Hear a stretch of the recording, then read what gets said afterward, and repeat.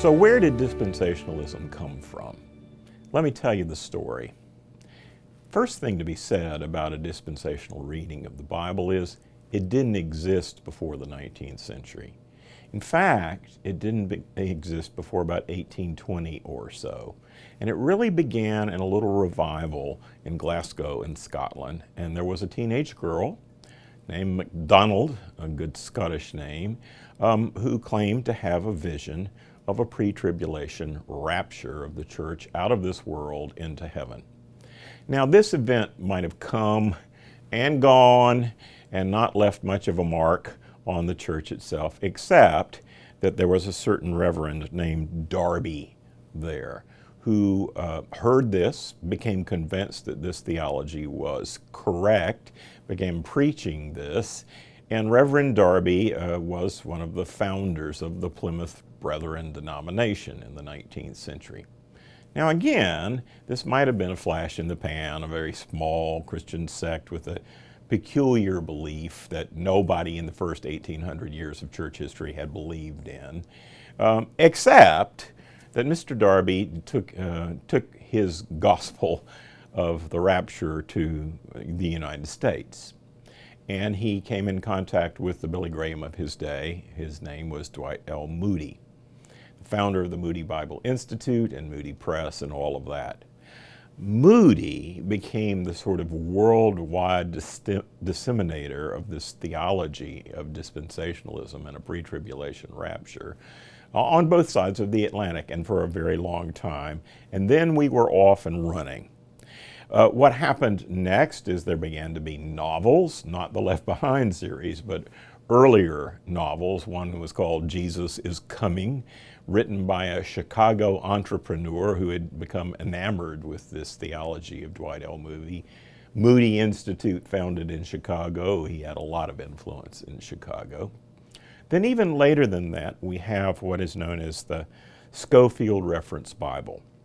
C.I. Scofield is the person who came up with this idea of not merely having a study Bible with chain references in the margin, but actually putting headings in the biblical text, like Jesus predicts the rapture, and then having study notes at the bottom of the page so that the ordinary person who buys a Bible would go, well, look, it's right there in my Bible. The heading in the middle of Matthew 24 says Jesus predicts the rapture. It must be true, right? So we're really off to the races now in the early part of the 20th century with the Scofield Reference Bible and other resources. Somewhere in the mid-20s, this lay theological movement, and I would stress, this was a theological movement not based on the study of the Greek New Testament or the Hebrew Old Testament, but a lay theological movement that spread throughout the United States and in various places around the world. Somewhere in the mid-1920s, there was a felt need to shore up this theology with scholarly support and scholarly exegesis. And so you had the Dallas Theological Institute, founded in the 1920s by a Presbyterian minister. This eventually became Dallas Theological Seminary, so that you had two major centers of study of dispensationalism in America, one in Chicago and one in Dallas, and both in the Midwest of the United States.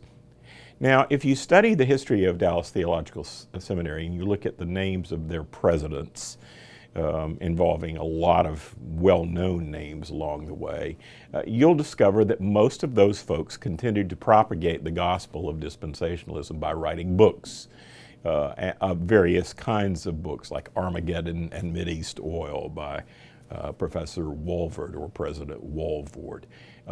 And then, of course, the famous Timothy LaHaye and Jerry Jenkins series, the Left Behind series, which led to this most recent movie about a rapture and the Left Behind phenomena.